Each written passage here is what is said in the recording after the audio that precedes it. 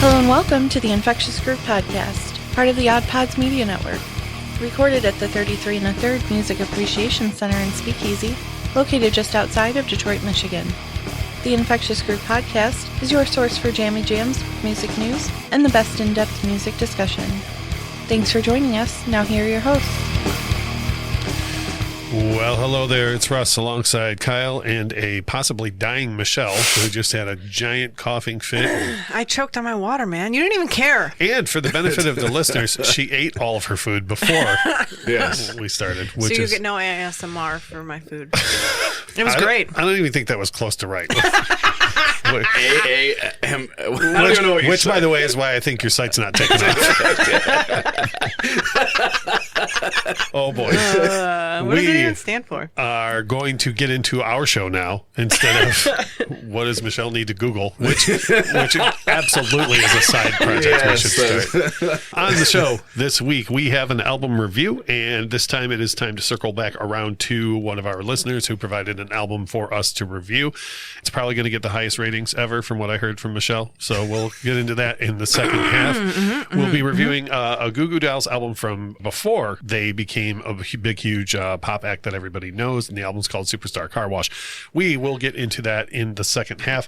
Before that, we do have some feedback to share from last week's episode where we were talking about how ridiculously low the pay is for artists, and there's some other some Michelle-based feedback as well, so here we go. Feedback, Joe. Don't worry about that. Right. There's rock and roll be without feedback. A listener named Chris, who is apparently a historian of the program, shared this feedback with us. On May 11th... Sorry. You good over there? I'm stuck in my throat, man. Sorry. On May 11th, 2020, episode 17, we mentioned that Little Richard passed away, and Michelle's reply was, "Do you want to know a secret? I thought he was already dead." On January 17th, 2022... I mentioned that Michael Jackson bought Little Richard's song rights and gave them to him, and Michelle's question was, is he still alive? And in addition, Chris has given us the URL for the Alzheimer's and Dementia organization, just in case that might help Michelle. I think I need like ginkgo biloba or whatever that is. I need that. Chris is a Patreon of the show and is now trying to help you with health care. Are they like that? You go above and beyond.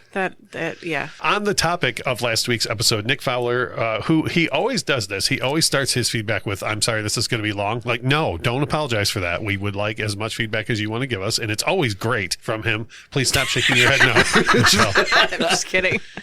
Nick says, unfortunately, the only ones that are really making money off of streaming services are the streaming services. According to a Newsweek article last December, each stream on Spotify pays between 0.003 and 0.005 per stream to the rights holders. Then it's split between a number of individuals. 70% of Spotify's overall revenue goes to the rights holders, and the platform keeps the other 30%. I think this is why we've seen artists and labels really pushing vinyl, CDs, and even cassettes over the last several years, because they're making so much more off the physical forms of these albums. A year ago, Mike Herrera, the bassist and lead singer of punk band MXPX, posted a pic on Instagram of his monthly check from Amazon streaming service, which I think is the most popular streaming service in the U.S., and his royalty check was a whopping 9 cents. Or I'm sorry, 0.09 cents was his royalty check. MXPX isn't the biggest band in the world, but they have a big enough fan base that I would expect royalties to be a lot higher. And I agree with that. Like, I'm not a punk guy at all, but like punk fans are, first of all, very loyal. Yeah, that's a huge band in that. Yeah, in the genre, yeah. It is? And Yes. you would 0.09 cents. Man, That's from offensive. Amazon. Yeah, absolutely. Yeah. That's a really good word for it. Yeah. Garrett said this episode was really eye-opening. I knew streaming wasn't a huge moneymaker for artists, but this really showed how bad artists do have it. It's unfortunate that their passion is reduced to such a minuscule amount. If only they could afford to be independent. A well-discussed episode from everybody, and it was very engaging. By everybody, of course, he's referring to you and I, Kyle. What? On the show, I mentioned that I didn't even know Napster was still a thing. Yeah. That anybody listens to it. And our listener, Joe, says, I listen to the show on Napster. So, We're on Napster? yeah. Holy shit. Yeah. I use Napster almost exclusively for streaming music. I used to use Rhapsody, but Napster bought them, and I never bothered to change it. So, Uh-huh. Huh. I stand corrected. Someone uses Napster. We found the guy. One guy. Every single week we have one listen on Napster, and it's our. I didn't even realize that Napster, not only did they still exist, but that they were big enough to buy another company. Yeah, I know. Who's the guy that started Napster? Sean Fanning. Yes. And someone else, I think. No, Sean Fanning went on to be involved in Facebook. Yes. Doing the Lord's work. Right. Good Lord. So, do you need me to forward you that URL for the Alzheimer's? What? What What URL? Yeah, why would you do that? All right, moving right along. Our jammies. As for what we've been listening to this week, I had two things. Number one, I've talked about this album a huge amount on the show and in life in general, but In Excess Kick is such a masterpiece. It is just such a masterpiece. Like, I'm going to put it on my list of albums we should review one of these days because it's just perfect. And I know I'm not breaking any ground here. Nobody listening to the show is like, oh, In Excess Kick, I've never heard of that, but it just was, it's one of those albums that every song on it is just a banger. And like, Really? Yeah. Banger status. I'm certain that you've only heard, or you would know off the top of your head, the only song on the record you would know would either be Need You Tonight or Never Tear Us Apart. Oh, God, I love that song. Well, like New Sensation of the Loved One, That sounds Devil like Inside. one more. I know all those songs. Yeah, the record reads like a greatest hits. And so I've been listening to that a ton this week. It's just a fantastic record. And then the other one, someone needs to take my Billie Eilish album from me. Happier Than Ever. If you can wear out vinyl within a month of owning it, I'm going to wear that record out because it's so good. It is. And I took a break until you enabled me again last week and mentioned it in your Jamie Jams, and then I had to have that sweet, sweet crack. So I've been listening to it. And then it doesn't help that they released Billy Bossa Nova as the single Oh, yeah. this week. That's one of the best pop songs I've heard in 10 years. Really? It is. I love the song. But... Huzzah and kudos to her and Phineas for getting that music played on the radio and in the popular scope. Like, that is such a different, out there thing than anybody else is doing. Did you know that Phineas has his own music? Yeah. He has at least one Yeah. solo record. And I want to pick it up because that kid knows his way around production. Her records, every song I've heard from her are produced so well. Yeah, that's and why I all said I him. couldn't believe that it was done in their bedroom. Yeah. Because how well it's done. Well, we put out a fantastic sounding. That's true, and it's in the basement. Yeah, but like I would love to hear his music because he plays all the instrumentation on her stuff. So I'm certain. Plus, he was hilarious in his cameo on SNL. So in the hotel I didn't sketch, see her whole episode was hilarious. But that one sketch, it's like a commercial for a local bed and breakfast place or whatever else, and it's very, very, very funny. And he had a quick cameo in it, and he was just hilarious. So those two for me have consumed my entire week, and I'm probably going to be talking about that Billie Eilish record every week until like the mid-June. I'm going to be like, all right, I burned myself out. Until another one comes out. Yeah, I know, until she puts out another one. She has a live concert thing on Disney Plus that I watched. That's her live from the Hollywood Bowl, but no one's there on a kind of, the world situation. Yeah. And it's like her and an orchestra is involved in some of it, and then some of it's just her and Phineas standing there, and it's really good. So those were my Jammy Jams. Kyle, what are you listening to? I did finish checking out the new Lumineers album. Oh, Brightside. and? I like it a lot. It's not. I would not agree that that's their best album. So because I was waiting to hear from you guys on this, I went to look at the Facebook comments on that post that they made, and like every comment is like, "This is not Cleopatra. That's your best album." So yeah, Cleopatra is definitely up there, but I am partial to 3 just because of the whole concept of it. I was going to ask, is that because of the visuals? Yeah, it just it's such a well polished project that, like, I don't know, I'm partial to it. But So Cleopatra is you do like the fantastic. new one? Yeah, Brightside. It's very much more Lumineers, and they are very good at doing what they do. And Michelle's review of the single was "It's a Lumineer song." So. yes, it's a Lumineers album. Yeah, Yes. Yeah. I went and saw the new Scream the other day, and as I was coming out, I couldn't quite, I didn't hate it and I didn't love it, but I was trying to figure out how to describe it. And then I saw a post on social media that was a review of Scream, and it said Scream, and then the byline was, "This is a movie that exists." And I was like, yep, like that's how I feel about that movie. Like that certainly happened. That's funny. But anyways, so the new Lumineers, but like, let me put it this way: like the last one, you were like, I'm going to get that on vinyl. That's like, would you rush out to get this too? I would own all of their stuff on vinyl if I could get a hold of all of it. Yeah. I mean, your old lady's got a gift card she hasn't used yet for the record That's store. true. So, and you like how I just know that? I just know that you haven't used it. You don't know me. They opened up a location between your work and home, by the way, in Farmington. You literally have to pass the record store.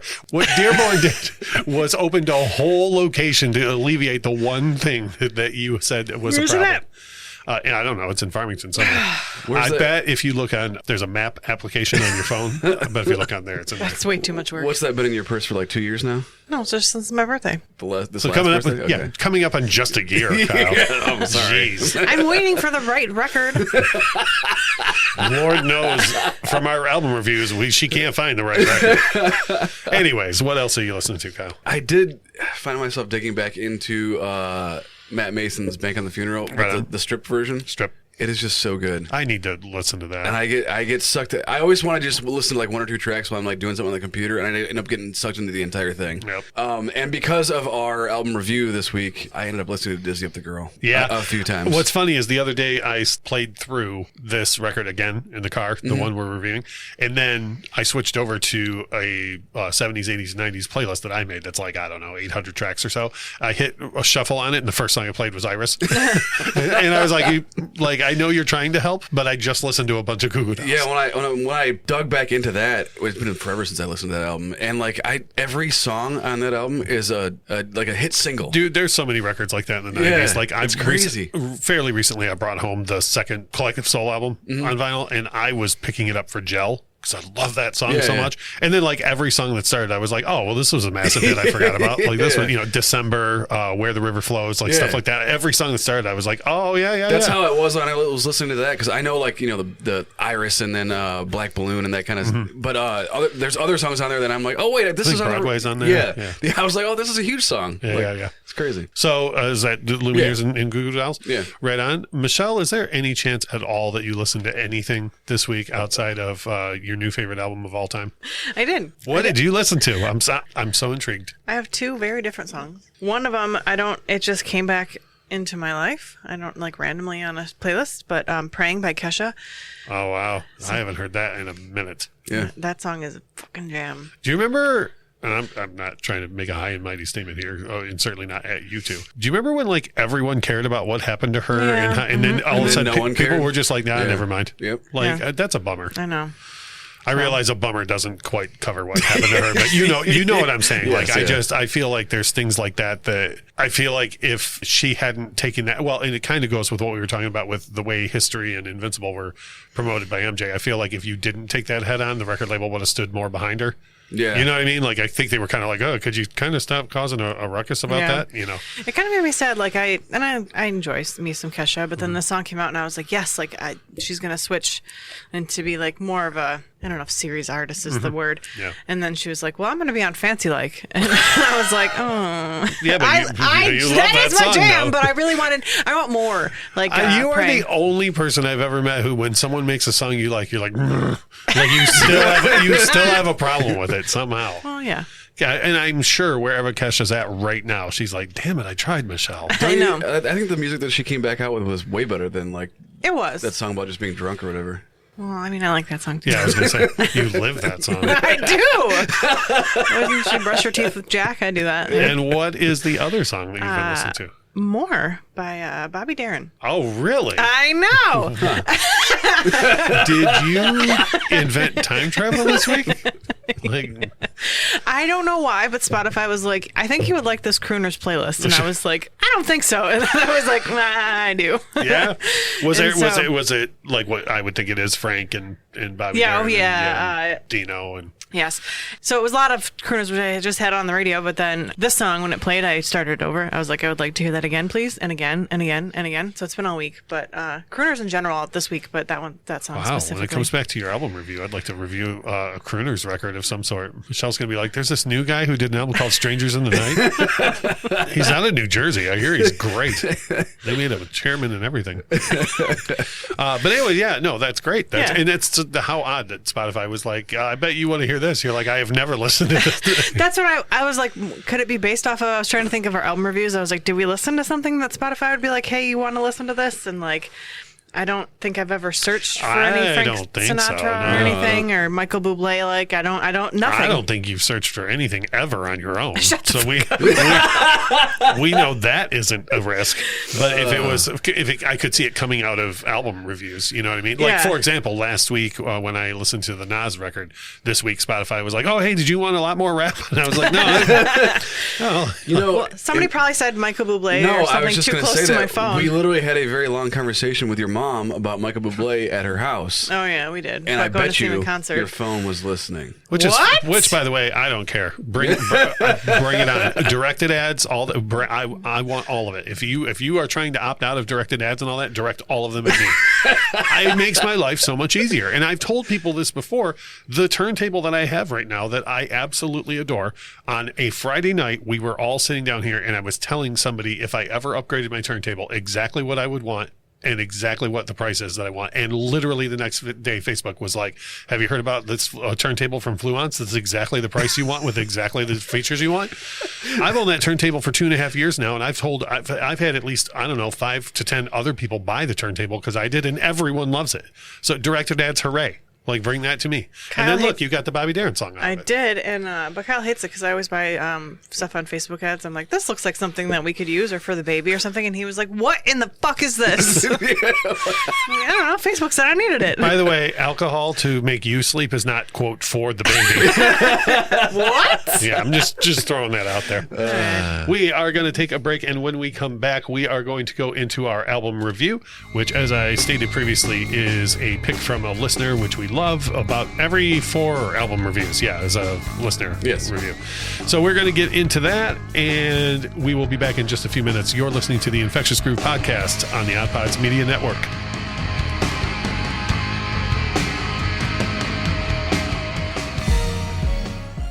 Hey, you there. We've got a question for you.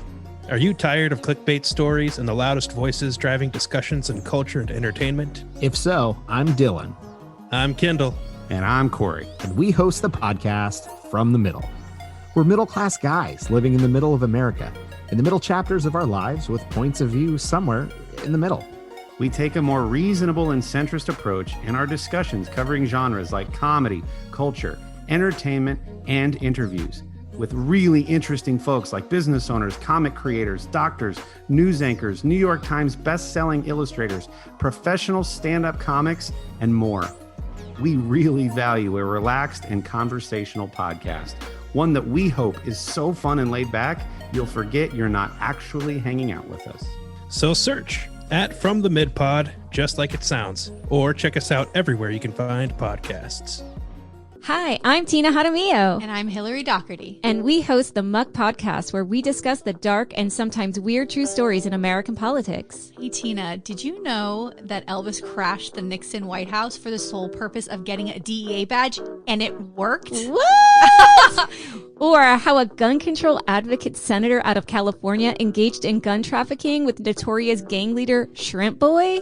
Shrimp Boy, I remember him. Okay, so, we cover all of that and more from maladies, madness, mischief, and murder in U.S. politics. And we also host a bi-weekly interview segment called Lil Muck. We interview politicians, journalists, activists, and others who share their experiences in politics. Find the Muck Podcast wherever you listen to podcasts, and check us out on social media at the Muck Podcast.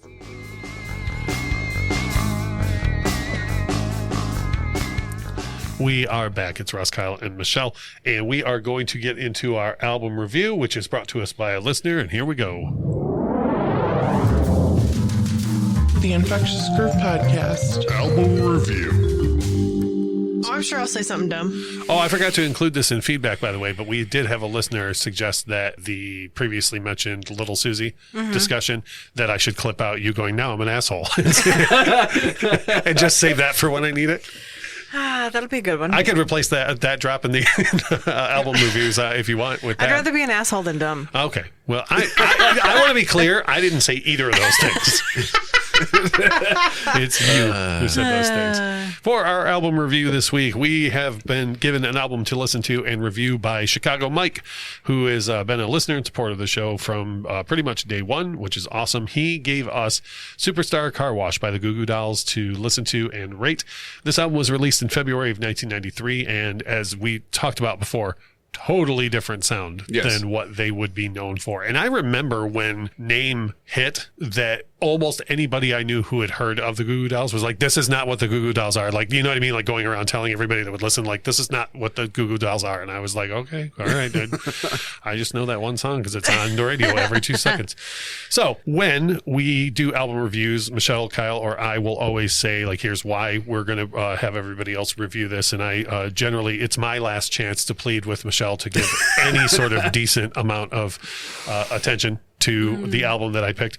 And so we reached out to Mike and asked him to give us the reasons why he picked this album for us. And Mike sent us the following. One of the reasons I chose this record was I felt it was probably a record that the three of you had never heard, or at least never heard in its entirety. I wanted to give the three of you something that you haven't heard because you turn listeners on to so much good music that I thought I'd try and return the favor. Now, the reason I like this record, it was released in 1993 and it was a transition for the band. Their three prior albums were punk, and this one was a little more polished, but still had that pop punk sound. Heavily influenced by the Replacements, and everyone I knew loved this album. From the guys still holding on to the last of 80s rock, since Poison had released an album the same year, and the grunge fans who were listening to In Utero, which was released the same year. It felt like it bridged the gap for a lot of rock music fans, but that the band wasn't popular yet. 1995's A Boy Named Goo changed everything. It still had those guitars and fast songs, except for one, which was the ballad called Name. It changed the band forever, and they never looked back. They became top 40 stars, and in my opinion, sold out. Which is okay, but Superstar Car Wash is that little piece of Goo Goo Dolls history that rock music fans hold on to. Goo Goo Dolls don't play music like this anymore, and they don't even play these songs live anymore. If I mention it to music fans, I get a blank stare. It's not a popular record. It wasn't when it came out, and it's not now. I find the transformation of the band to be incredible, really. This is my example of the band that has kept the same members and grew from a 3-piece into a 5-piece, changed their sound, and got really popular doing so. Now, most fans haven't even heard of this album. Fleetwood Mac might fall under that umbrella as well, but after the lineup changes, the singer and the guitar player have been the same in this band since the start. And then he signed it, Hope You Enjoy, which I think we're going to get into in a minute. Michelle, wait, I have one question. Real quick. There was 3 records before this? Yes. Would you like to take the rest of this episode off? Oh, boy. And yes, this is apparently their 4th record. I thought I was thinking this was their first. That's what I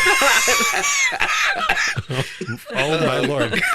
Before we get into this, I will say that Mike sent me some personal correspondence where he said that this record was targeted at you as his choice because it's so many tracks, but they're short because you do an awful lot of complaining about the length of songs. I do. So that was his thought was, okay, well, let's hit her with a whole bunch of songs on a short record, a fairly short record where the songs are short in length. And I'm not sure if Mike hit the mark, but we'll find out. Unfortunately, she'll complain anyways, so it doesn't matter. That's the thing.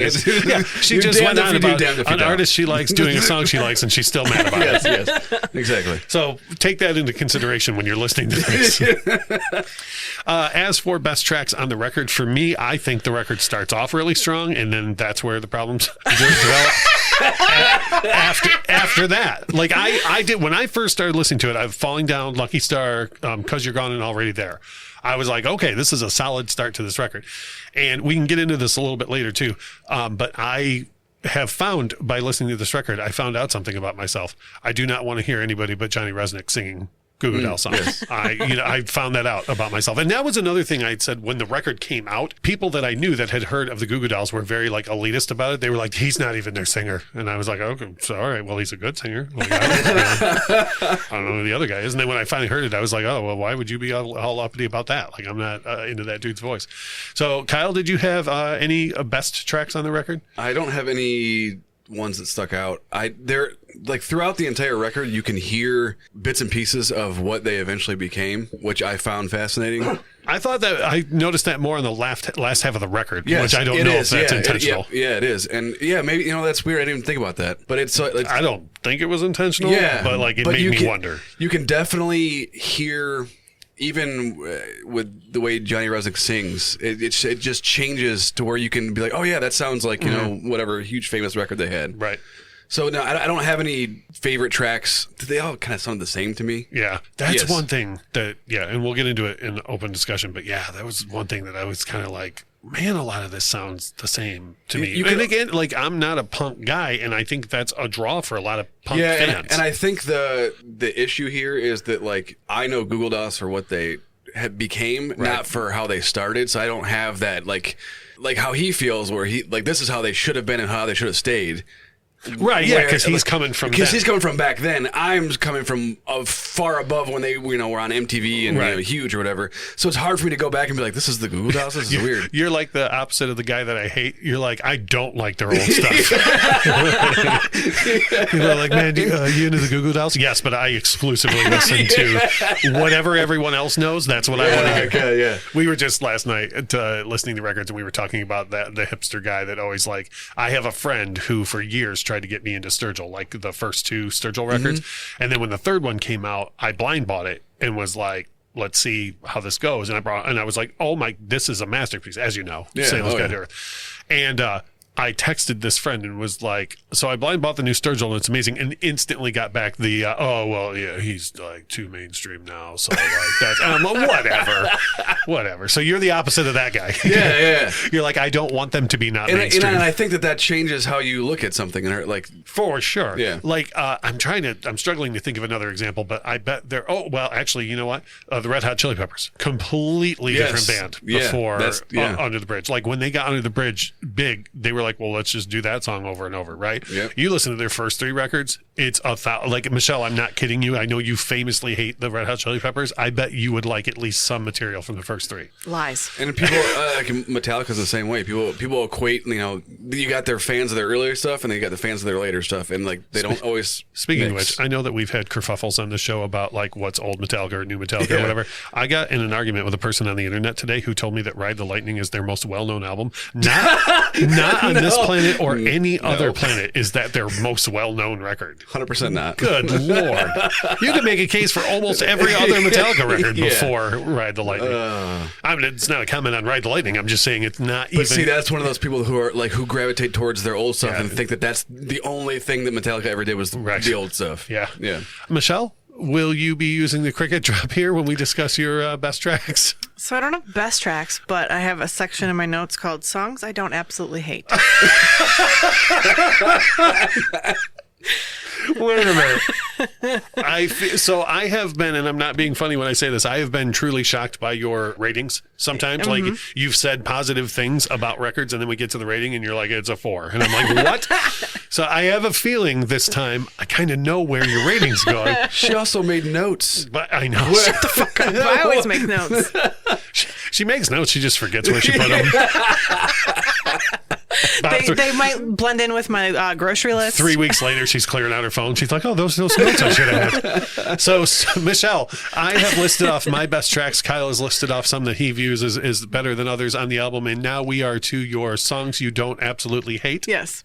Okay, and what songs do you not absolutely hate? Falling Down, On the Lie, and We Are the Normal. Falling Down, we matched up on. I think, I'm not looking at the track listing right now, but I think that kicks off the record. Yeah. I think. Yes. Did you have high hopes during that song and then not so much for the rest? I did. Yeah. Mm-hmm. Did you? And I'm not trying to put you on the spot to be funny or anything, but did you have any notes as to why you like those particular songs? Or I'm sorry, like is a strong word. Yeah. Why you didn't absolutely hate those songs? So they sound more like what I thought early Goo Goo Dolls would sound like. Okay. And so I don't know. I guess we could probably go into open discussion a little bit. Yeah, so go ahead. I thought that when I first listened to the record, I was like, if I was in high school in 1993 and knowing this album came out, I feel like it would be my jam. I feel like this would be too. Nostalgic for me at this point, and I would love the songs, and it would be I would love to go see them live and That was my see this thing. album. When I was getting comments from you the other day, I was like, I totally thought she would like this. And no. So the first listen through was rough. as are all of them for you. I did get the Kyle saying they all sound the same, and I was like, this has got to be almost over. And it was like track 3, and they're not even long tracks. And I was like, oh no. But oh man, I want so badly to have you review like Animals or something from Floyd that has like an 11-minute track on it once. But subsequent listens, once I knew what I was getting into, once I put my preconceived notions to the side and I just took it for what it was, I liked it more. Okay. Well, you didn't absolutely hate it. I didn't absolutely hate 3 songs on it. Well, this seems like it'll be a longer discussion. Stinkers. And I only had 3, so I'm like you, Kyle, where like I had the list of songs that I thought were the best tracks, but I only had 3 that I was like, I never want to hear this song again if I can stop it from happening. You know, which that's a stinker to me. Like if I can stop, I should just announce this now. Here's my bar for a stinker. Life is a Highway. Like either Rascal Flatts or Tom Cochran. Tom Cochran did the original. Rascal Flatts did the cover. If I could never hear that song again in my entire life, like that's my definition of a stinker. You know, it's my happy. Yes, by, I was just going to say Pharrell. yeah, say that. Yeah. So these songs fall into the Life is a Highway bucket for me. Don't Worry, Domino, which I wrote my review here. Stop it. String of Lies was a stinker for me, and then I did note like maybe I just don't like Robbie as a singer. Yeah, because all 3 of those are Robbie cuts, and I was just like, I don't. He sounds like Izzy Stradlin from GNR has this like low rasp. You know how Axl's got like the high voice and the lower voice, but his low voice is really clean. Yeah. Okay, Izzy sounds like if Axl's low voice was like really scratchy, and I don't dislike Izzy Stradlin at all, but I don't love that sound. And so when I heard this guy singing, I was like, he's doing an Izzy Stradlin impersonation, you know? And I was like, well, I don't even like the real Izzy singing, you know? You know how you think that Snow Patrol has 2 singers? Yeah, I do know how I think that.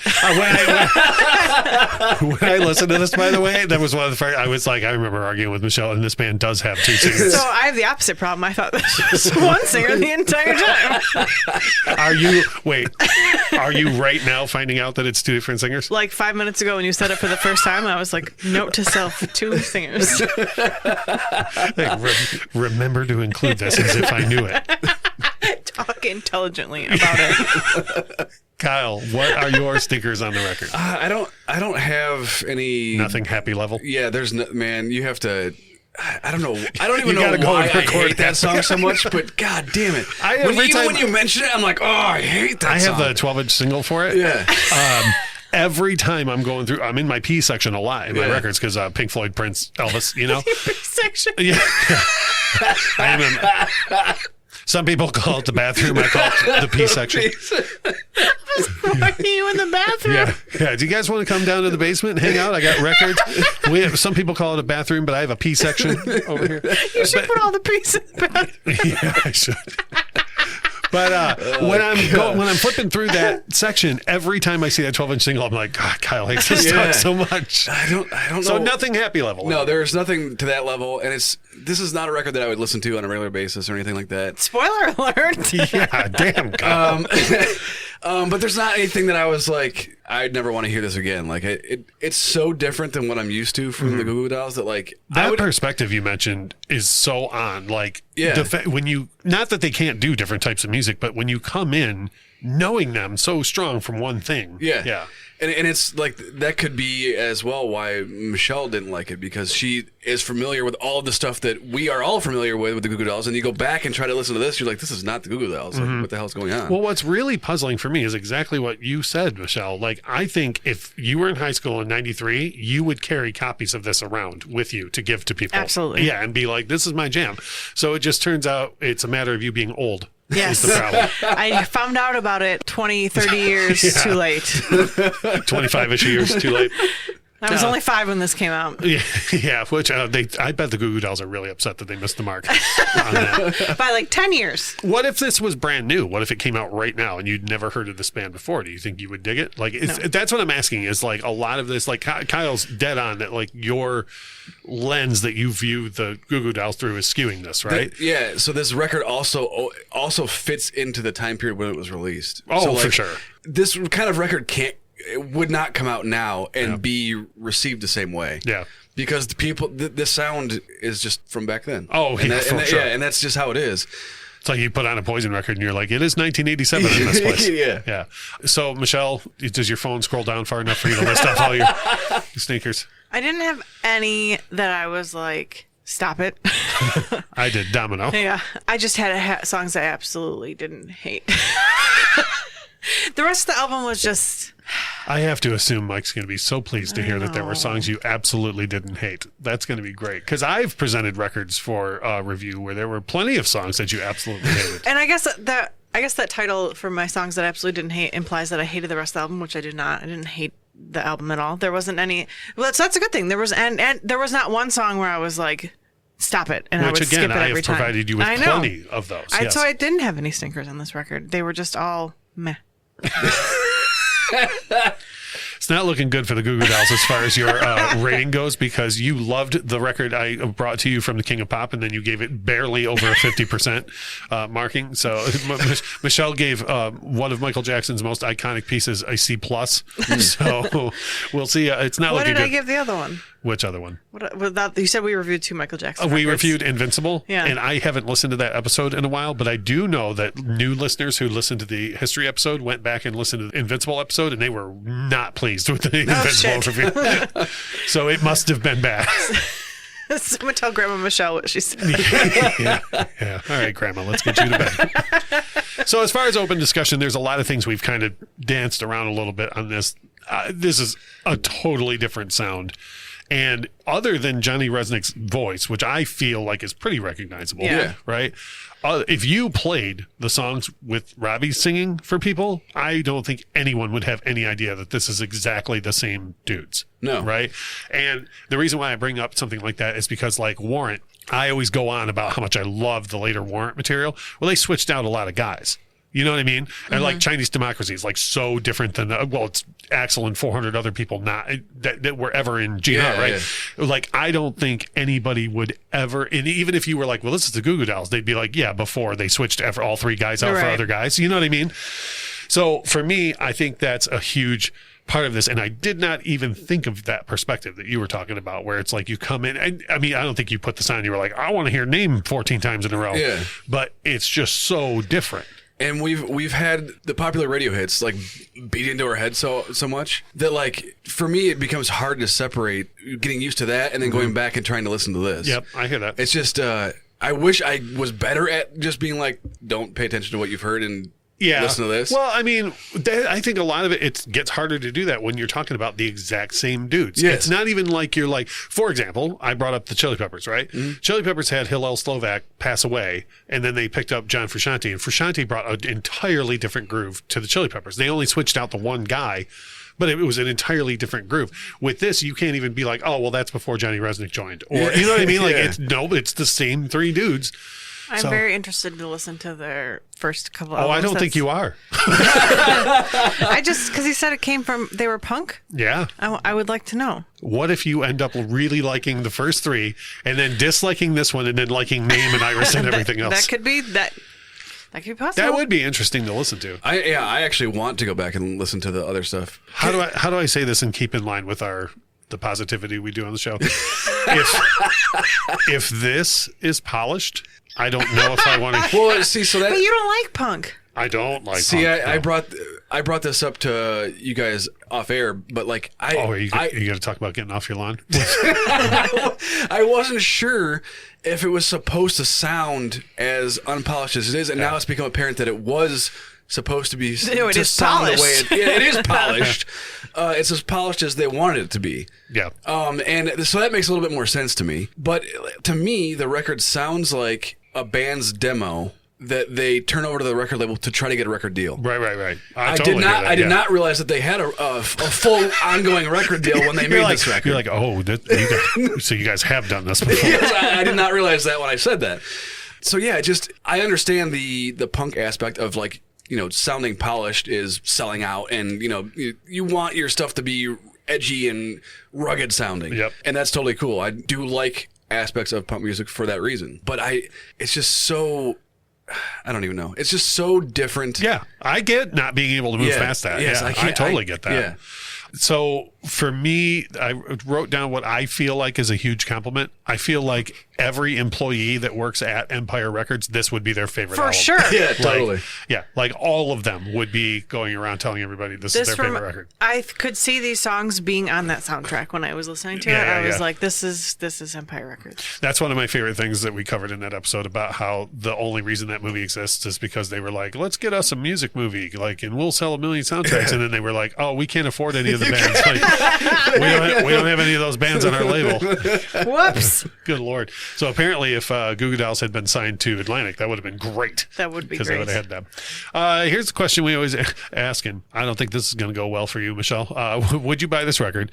For me, I marked myself down as a maybe because I could see the stuff I liked on it. I liked enough to listen to again. Like I would listen to the first 3 tracks on the record again, no problem. But for me, in order to say like, yes, I'm going to buy that record, I gotta like the greater majority of it. Mm-hmm. And so like, let me put it this way. If I saw it in a record store for, I don't know, $18 or so on vinyl, like I might pick it up just to have it for the first couple of tracks that I like a lot. Right. But it's nothing that I would seek out to buy. Kyle? I would purchase it from someone's garage that was getting rid of records. I bet the bass player's got some in a sense. But under the condition that I would switch the jacket out for something different, so I forgot that it was Goo Goo Dolls every time I went to play it. So then I would be like, oh, I like this. And as long just as put some tape over. Yeah, as long as I don't think that it's Johnny Resnick singing. Yeah. Hey, we should do that in like, I don't know, 5 years. We should just put it on for you again and not tell you who it is. Be like, God, this is awesome. And then when Resnick starts singing on the 4th track or so, you'll be like, oh, and the guy from the Goo Goo Dolls is on this. That's rad. Michelle, give me all the reasons why you would never buy this album. I wouldn't buy it, but I wouldn't deter people from listening to it. Yeah. I think it shows incredible growth for the band. Where they started from. Okay. Well, so it's not where they started, apparently. So. That would depend on what kind of music you like coming from them, because a lot of people think that they sold out after they made this record. So solid. I like the sellout. As far as rating goes, I'm right in the middle on this. I gave it a 5 because I don't think it's the worst album I've ever heard, but I also didn't love it instantly, which is I'm generally with music, I'll either love it right off the bat or it just remains in the What's ether. the worst album you ever heard? Oh, I don't know. We could do an episode on that. No, we wouldn't, because we do the whole positive thing. But I don't know. It's probably a Creed album. Probably the Human Clay. It's terrible. You actually heard the whole thing? Oh God, yeah. You couldn't go anywhere in like the early 2000s without hearing that. And I had a lot of friends try to convince me that Creed was the greatest thing ever, and they would play it for me repeatedly.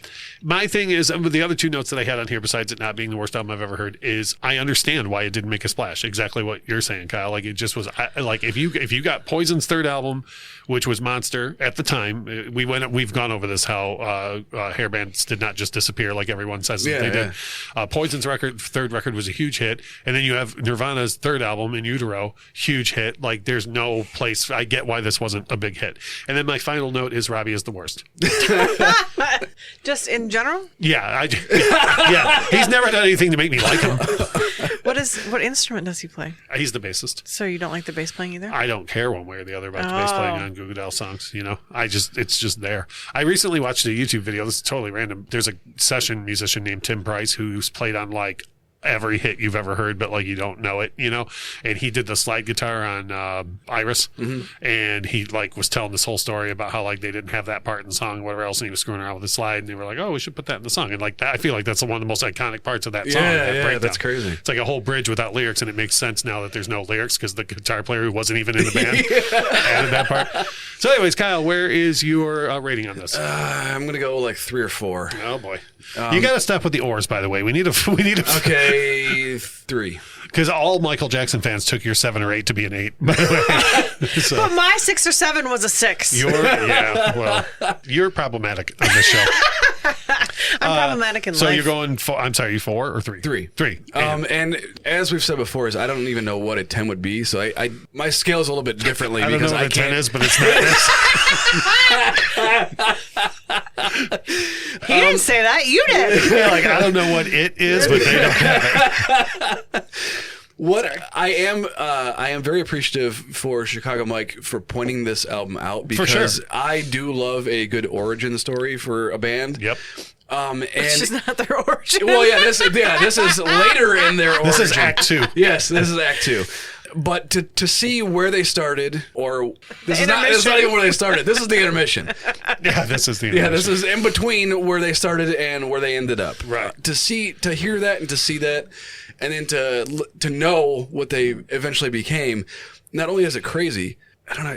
It's fascinating to me. Oh, yeah, I agree. And if you played Name for somebody right now, and they were like, "Oh, I remember that song," you played any song, including one that Resnick sings on this record, people would be like, "Not the same band." And I think this record, they started out as a punk band and then became like I don't even know what the hell kind of music they became. Just adult contemporary almost. Yeah.